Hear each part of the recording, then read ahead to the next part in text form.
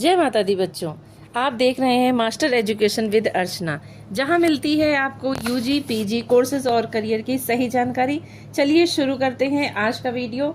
जैसा कि हमने पिछले वीडियो में बीए फर्स्ट सेमेस्टर एजुकेशन की फर्स्ट यूनिट कंप्लीट कर ली थी और आज इस वीडियो में हम सेकेंड यूनिट कवर करेंगे। चलिए शुरू करते हैं।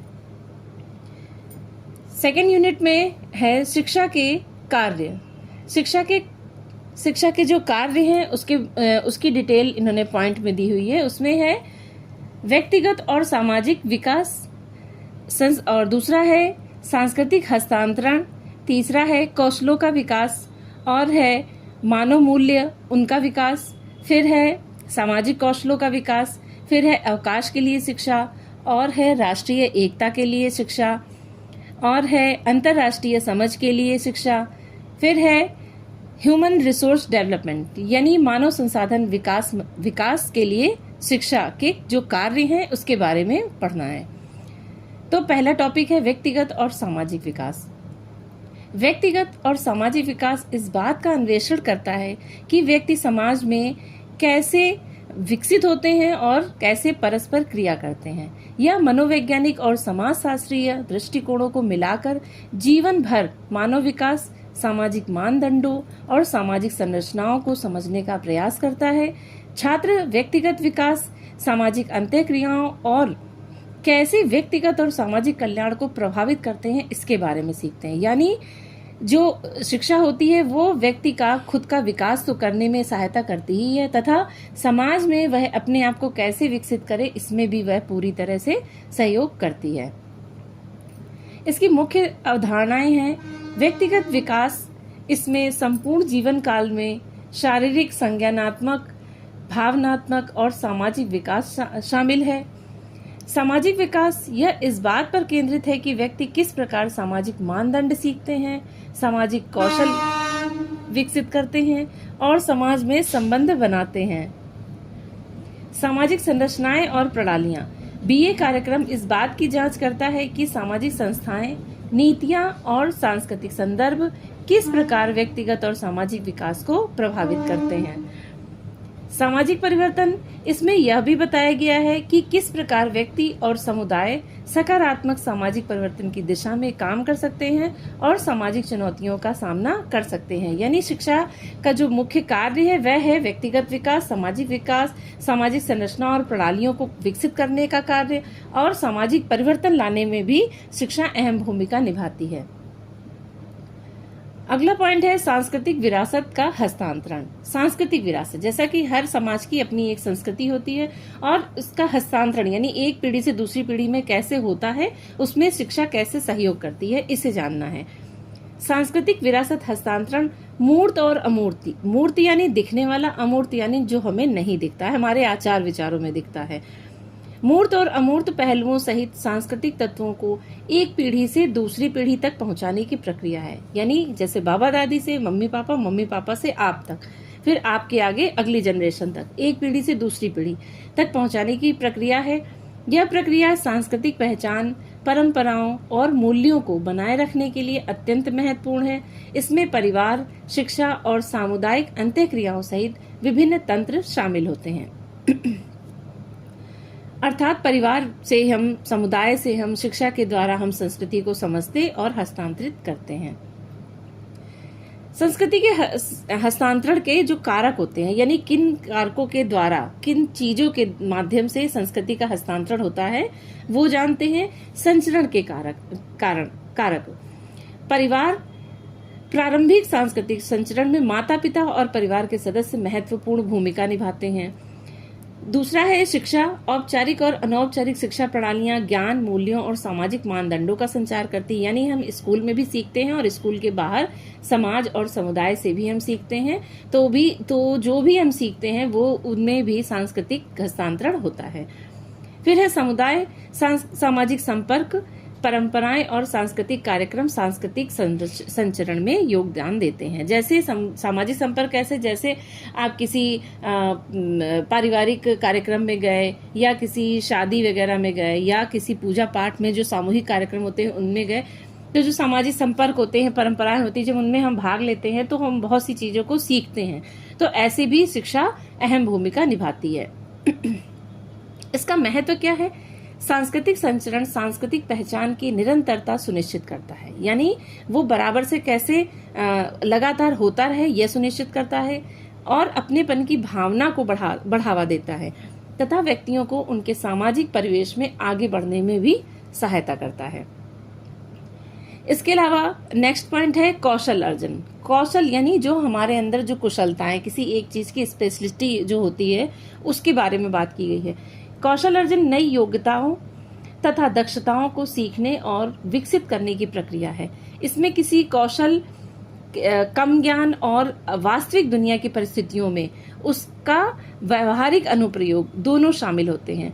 यह प्रक्रिया व्यक्तिगत और व्यावसायिक विकास के लिए महत्वपूर्ण है, जो नौकरी के प्रदर्शन से लेकर आत्मविश्वास और संतुष्टि तक हर चीज को प्रभावित करती है। इसमें हार्ड स्किल्स यानी तकनीकी योग्यताएं और सॉफ्ट स्किल यानी पारस्परिक और संचार कौशल दोनों शामिल होते हैं, यानी जो हमारे अंदर जो क्वालिटी है उसको और ज्यादा निखारने में एजुकेशन हेल्प करती है। फिर क्या है? कौशल अधिग्रहण के प्रमुख पहलू, यानी हम कौशल को कैसे बढ़ा सकते हैं उसके प्रमुख पहलू हैं सीखना और समझना। कौशल अधिग्रहण में केवल रटने से अधिक शामिल है इसके किसी कौशल के अंतर्निहित सिद्धांतों और अवधारणाओं को समझना आवश्यक, यानी किसी चीज को हम सिर्फ रट के नहीं बढ़ा सकते हैं, हम उसको समझ से सीख कर विकसित कर सकते हैं। कैसे? फिर व्यवहारिक अनुप्रयोग है, यानी हम उसको प्रैक्टिकली कैसे कर सकते हैं। व्यवहारिक अनुप्रयोग में दक्षता प्राप्त करने में समझ को मजबूत करने और आत्मविश्वास बनाने के लिए विभिन्न संदर्भों में कौशल का सक्रिय रूप से उपयोग करना शामिल है। निरंतर सुधार, हम उसमें लगातार सुधार करते जाएं अपने कौशलों में। कौशल अधिग्रहण एक सतत प्रक्रिया यानी बराबर हमेशा चलने वाली प्रक्रिया है, जिसमें प्रदर्शन को निखारने और सुधारने के लिए नियमित अभ्यास और फीडबैक की आवश्यकता होती है। फीडबैक यानी प्रतिपुष्टि प्राप्त हो कि हम जो कर रहे हैं उसके बारे में लगातार हमें उसका फीडबैक मिलता रहे कि हम कैसा कर रहे हैं उसको और इम्प्रूव करने के लिए। फिर है व्यक्तिगत और व्यावसायिक विकास। नए कौशल प्राप्त करने से नौकरी से संतुष्टि बढ़ सकती है, बेहतर करियर के अवसर मिल सकते हैं तथा व्यक्तिगत उपलब्धि की भावना बढ़ सकती है। अनुकूलनशीलता, व्यापक कौशल समूह विकसित करने से व्यक्ति बदलते कार्य वातावरण और नई चुनौतियों के प्रति अधिक अनुकूल बन जाता है, यानी हम जो भी नया कौशल विकसित करते हैं उसके अनुसार हम अपने आप को, अगर शिक्षित होते हैं तो हम उनको अपने आप से ढाल सकते हैं और जैसी परिस्थितियां बनती है उसके हिसाब से नई नई चुनौतियों का भी सामना करने में सक्षम हो पाते हैं। फिर है विभेदीकरण यानी अंतर जानना। अर्जित कौशल व्यक्तियों को नौकरी बाजार में आगे बढ़ना तथा नए करियर पथ अपनाने में मदद कर सकता है, यानी हम अपने कौशल के अकॉर्डिंग अलग अलग नौकरी पाने में भी योग्य बन सकते हैं। इसके अलावा अगला पॉइंट है मानवीय मूल्य। मानवीय मूल्य को विकसित करने में कैसे शिक्षा महत्वपूर्ण भूमिका निभाती है। मानवीय मूल्य परिवार, समाज, शिक्षा और व्यक्तिगत अनुभवों सहित कई कारकों के संयोजन से अर्जित होते हैं। ये मूल्य जो व्यवहार का मार्गदर्शन करते हैं और चरित्र को आकार देते हैं, स्थिर नहीं होते बल्कि जीवन भर विकसित और परिष्कृत होते रहते हैं। मूल्य जैसे कि सत्य, अहिंसा, आचार विचार, ईमानदारी, ये हमारे मानव मूल्य होते हैं, जीवन मूल्य होते हैं, जिनके आधार पे जीवन हमारा अच्छे से व्यतीत होता है। मानवीय मूल्य के विकास में शिक्षा की अहम भूमिका रही है, जो इस प्रकार है। शिक्षा मानव में प्रारंभ से मानवीय मूल्यों के प्रति सजगता का समावेश करती है। शिक्षा द्वारा प्रारंभ में ही बालक को समाज के अनुसार व्यवहार, बातचीत करना, व्यक्त करना सिखाया जाता है। शिक्षा के माध्यम से बालक को समाज की नीति, नियम, विचारधारा तथा सामाजिक व नैतिक मूल्यों से अवगत कराकर उन्हें उसी के अनुरूप ढाला जाता है। इस प्रकार मानव के समाजीकरण में मानवीय मूल्यों का परम योगदान है, यानी हमें समाज में कैसे उठना बैठना, नियम कानून कैसे हमें उनको जानना, समझना और उनके अनुसार जीना है, इन चीजों के बारे में भी हमें शिक्षा अवगत कराती है। समाजीकरण के माध्यम से बालक को समाज के अनुसार ढाला जाता है, जिससे कि वह समाज में स्वयं को उचित ढंग से स्थापित कर सके। समाजीकरण यानी परिवार में बच्चा बढ़ता है, अपने कैसे उसका सामाजिक विकास होना चाहिए। फिर विद्यालय जाता है, विद्यालय को समाज का लघु रूप कहा जाता है, तो विद्यालय में बच्चे का समाजीकरण होता है और शिक्षा द्वारा ही वह समाज में स्वयं को उचित ढंग से स्थापित कर पाता है। शिक्षा वह माध्यम है जिसके माध्यम से मानव मूल्यों की जानकारी को प्राप्त कर समाज में अनुकूल होकर मोक्ष प्राप्त करता है।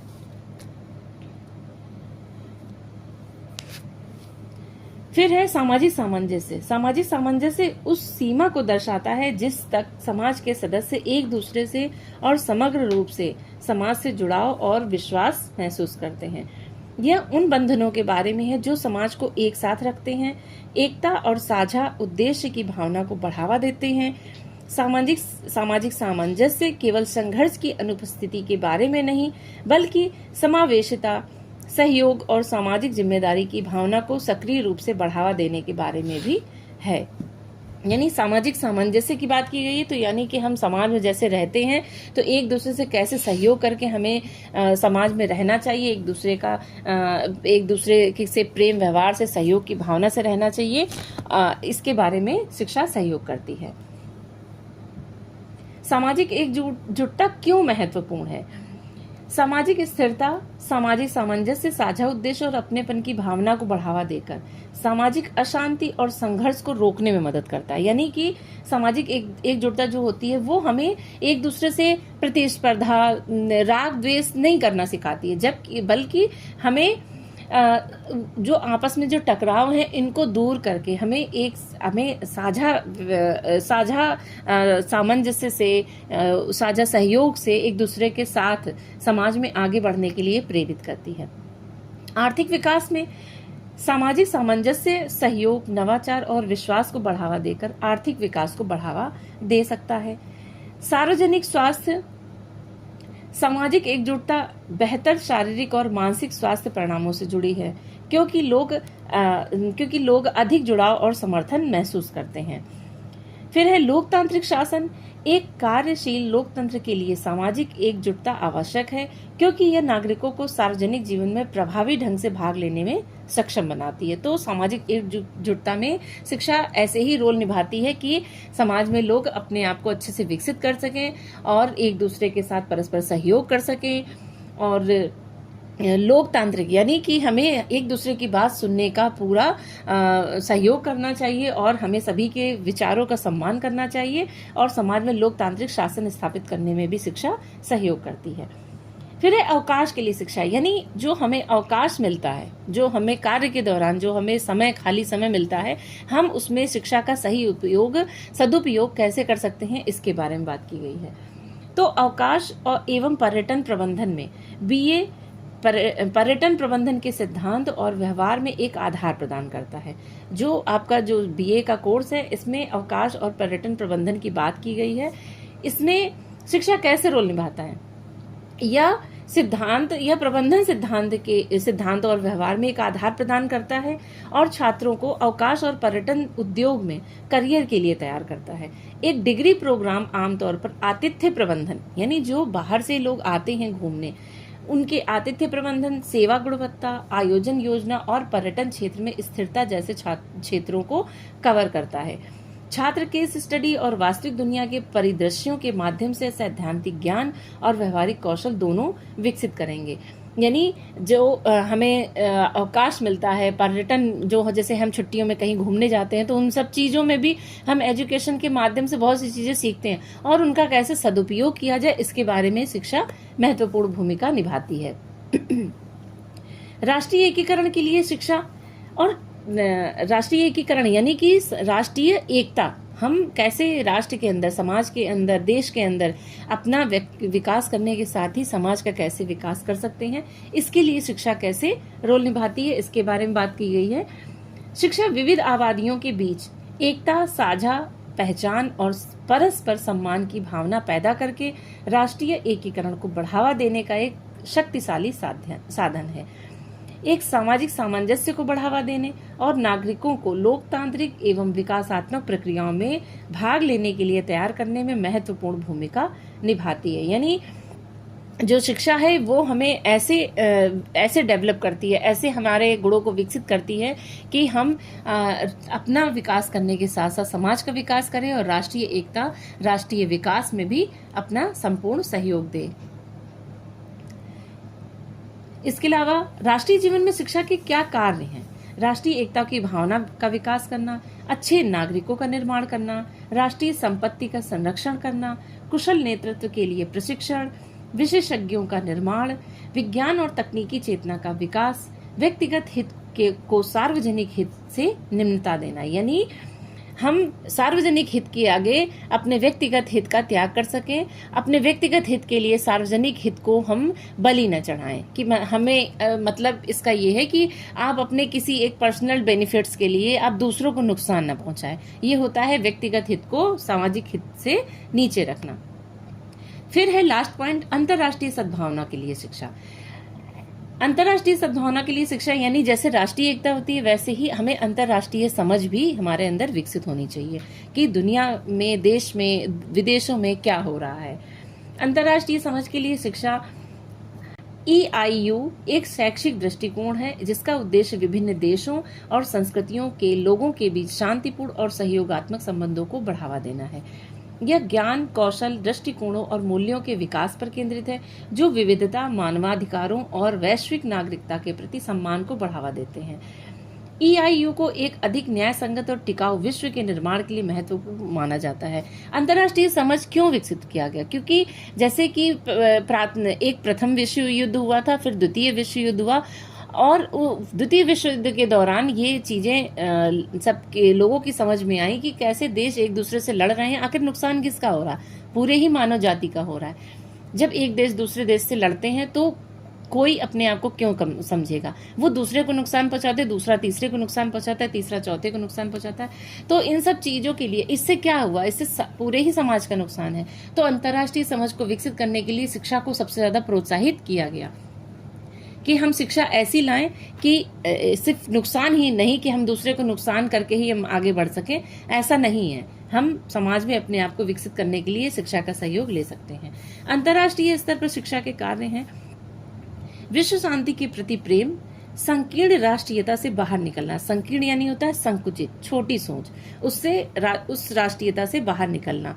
फिर है विश्व नागरिकता की भावना उत्पन्न करना, स्वतंत्र चिंतन का विकास, यानी हम अपने से खुद से सोच सकें, ऐसे चिंतन को विकसित करना। विश्व के विभिन्न संस्कृतियों का तुलनात्मक अध्ययन करना। हमें अपनी संस्कृति की तो रक्षा करनी ही है, साथ में ही दूसरी संस्कृतियों की, विभिन्न जो दूसरे देशों की संस्कृतियां हैं उनका भी सम्मान करना चाहिए। किसी का भी हमें अपमान नहीं करना चाहिए। फिर है एक पॉइंट और, मानव संसाधन विकास के लिए शिक्षा। ये है ह्यूमन रिसोर्स डेवलपमेंट। इसमें मानव संसाधन, जैसा कि प्राकृतिक संसाधन होता है, भौतिक संसाधन होता है, वैसे ही मानव संसाधन होता है।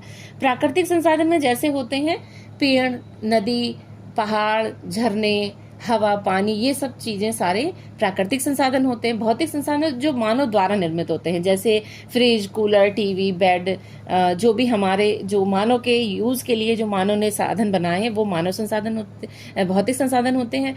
फिर जो मानव संसाधन वो मानव रूपी संसाधन, यानी मानव के रूप में जो यूज हो रहा है। जैसे शिक्षित मानव है तो वो एक मानव संसाधन हो गया। किसी उद्योग में कार्य करने वाले जो कर्मचारी हैं वो मानव संसाधन हो गए। ठीक, मतलब मानव के रूप में जो हमें संसाधन इकट्ठा हुए हैं। जैसे मानव, मैं अगर काम कर रही हूँ तो मैं एक मानव संसाधन हूँ। तो मानव संसाधन विकास में शिक्षा का क्या रोल है?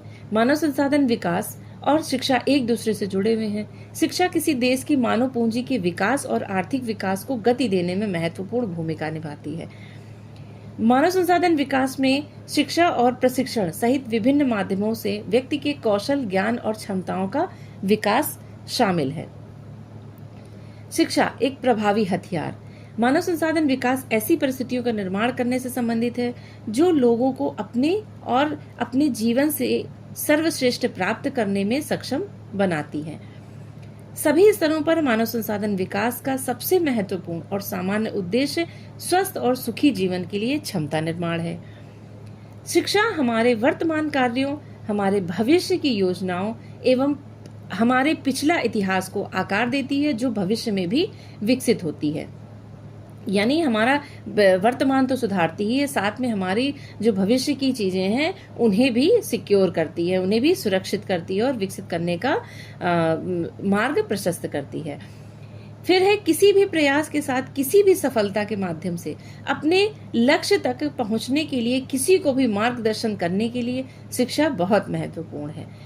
कम से कम संसाधनों का प्रयोग करते हुए, यानी कम से कम जो भी हमारे चीजें हैं उनका प्रयोग करते हुए उन्नति के स्थायी मार्ग पर अग्रसर होना शिक्षा के द्वारा ही संभव है। शिक्षा के द्वारा ही मनुष्य की सृजनात्मक शक्ति का विकास हो सकता है, यानी जो क्रिएटिविटी है उसका विकास हो सकता है, और साथ ही शारीरिक और मानसिक कार्य क्षमता का विकास शिक्षा के द्वारा ही संभव है। बिना शिक्षा मानव बेकार है। ठीक है, आज हमने सेकेंड यूनिट कंप्लीट कर ली है। आशा है कि आपको वीडियो पसंद आया होगा, और अगर वीडियो पसंद आया है तो प्लीज़ लाइक सब्सक्राइब जरूर करिएगा और कमेंट में मुझे बताइएगा अगर कुछ और भी आप नया चाहते हैं तो। साथ ही अगले वीडियो में हम मिलते हैं थर्ड यूनिट के साथ। जय माता दी बच्चों।